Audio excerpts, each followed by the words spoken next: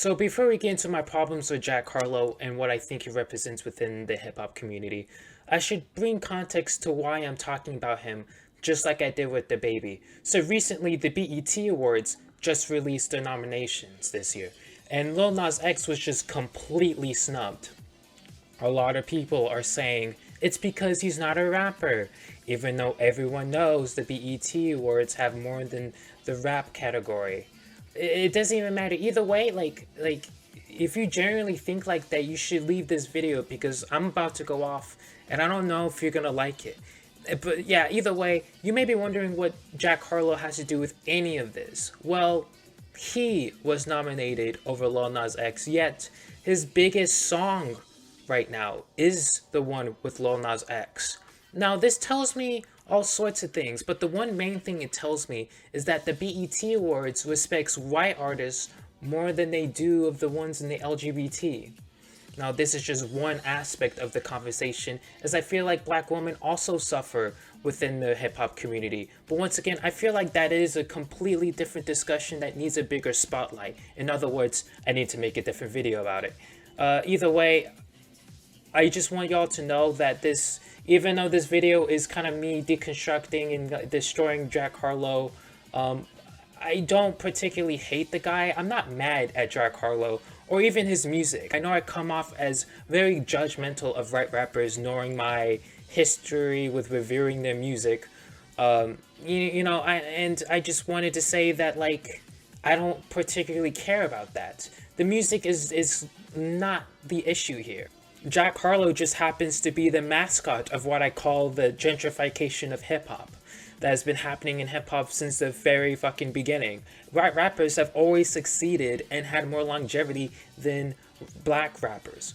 And I can absolutely prove this by using the rapper who is arguably the most respected and the best-selling artist in hip-hop ever, Eminem. And it's funny enough to say that, like, even he thinks that his success is mainly because of his advantage of being white. Not to say that he doesn't deserve all the acclaim, but you can start seeing a pattern by looking at like you can look at the biggest rap songs of all time, and a lot of them come from white people. Look at Vanilla Ice, Informer, Iggy Azalea, Machine Gun Kelly, Lil Dicky, Lil Xan. I could just keep going on. There's rappers from every single era of hip hop, and these are the rappers who I believe are exploiting this genre and the culture in order to gain success in their own ways. But more on that later.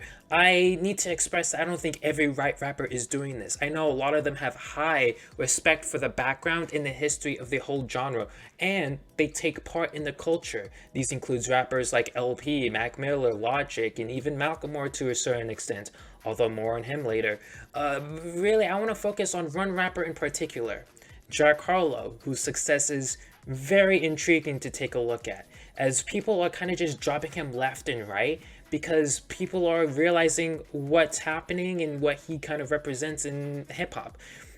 You may be wondering, why do people no longer fuck with Jack Harlow? Because like a year ago, everyone was kind of fucking with Jack Harlow. But before I go off on that explanation, I need to explain what makes a right rapper good and what makes a right rapper bad. So there's this whole subgenre of rap that, happens to be dominated by right rappers. And that genre is lyrical fast rap. I'm a spiritual, lyrical individual, spiritual, miracle, lyrical individual, spiritual, miracle individual. One of the biggest songs of the recent year was Astronaut in the Ocean, which was just weird to see become a hit, but you can see the appeal. I personally don't like this genre at all, but most people who do happen to be white.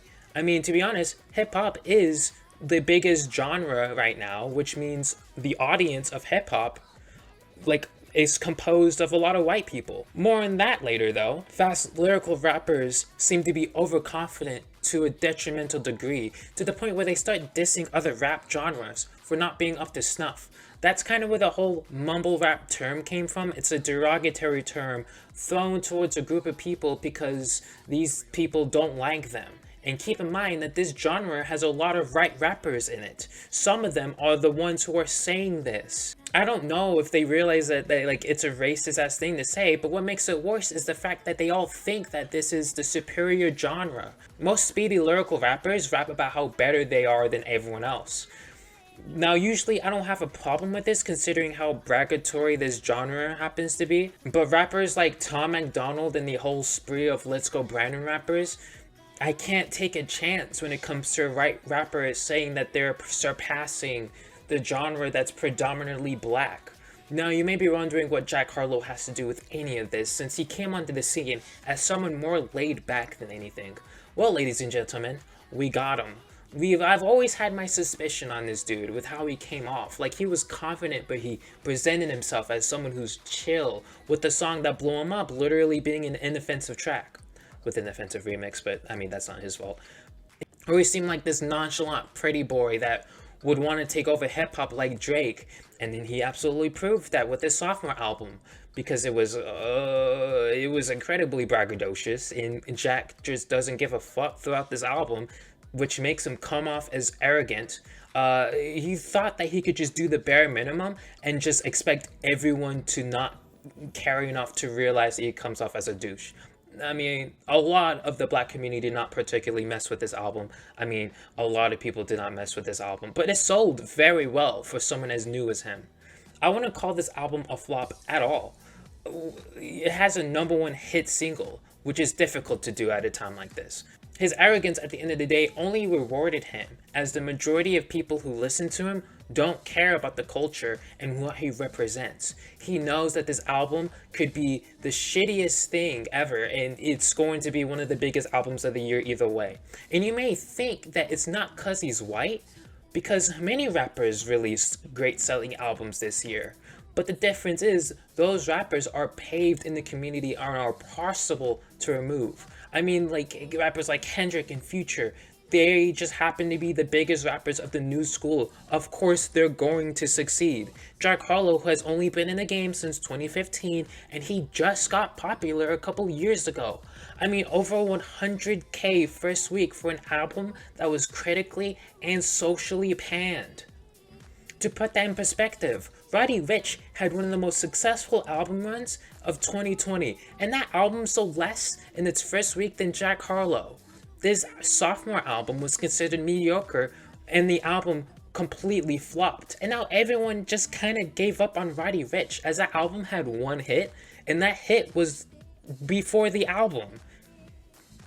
You may think everyone is gonna give up on Jack Harlow just like they did with Roddy Ricch, but I'm not sure about that regarding how well his hits are doing, and especially with how the industry is treating him. Only time will really tell whether or not both of their careers are done, but I'm betting my money that Jack Harlow will be completely fine with his music career, while Roddy Ricch will just slowly fade out of relevance. I've obviously explained why the industry is preferring him, with, you know, the BET Awards and the radio just assuring that his song would just be a huge hit. It will be interesting to see how long he does last, though, regarding, you know, with the audience and how they feel about him, especially with the last white guy who was extremely popular.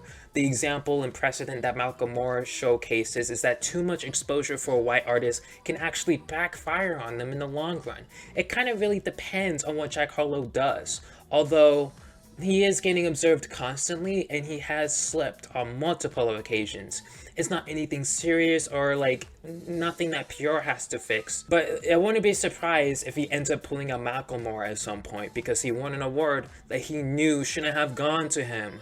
Many of the right artists who were exploiting the genre that I brought up earlier didn't last long, as they made the money and bounced, or just kind of fell out of irrelevancy after people realized that they weren't serious. Jack Harlow seems to be in the middle of wanting to be part of the culture, but coming off as someone who is exploiting it. It's hard to tell, but I don't want to completely write him off as someone who would do this. But I've seen it happen so many times to where I'm just super skeptical of his intentions within, you know, the black community. I can't help myself, and all I can do is watch as he will only get bigger. Recently, I made a tweet exclaiming my disappointment with the BET Awards, and someone retweeted it and said that we all did this. Us, as a community, let this happen. And I kind of agree with that person. I've said this before and I'll say it again. We always tend to discriminate against the woman and the LGBT within our communities. I mean, I literally made videos describing this type of shit, and to see people like Jack Harlow kind of ride off of the fact that everyone sees him as like this new face of new generation of rap, I mean, like, look at all the endorsements he's been getting recently. I mean, yeah, he's hot and a talented rapper, but like, come on.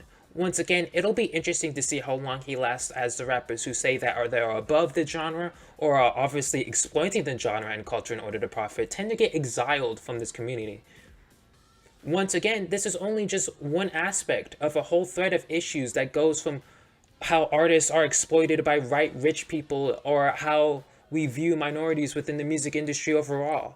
One more thing I have to say is that I don't mean any disrespect to Jack Harlow and his come up. He's always enjoyed rapping, and to try to take away the hard work he put in order to get to this point would be insane of me.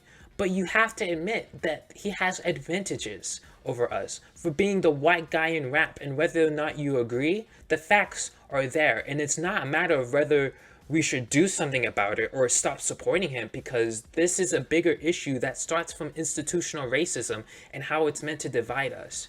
But like, that's for another video, so I'll just leave it here and continue on working on I'll just continue on working on lighthearted videos for furries, because that's what I am now.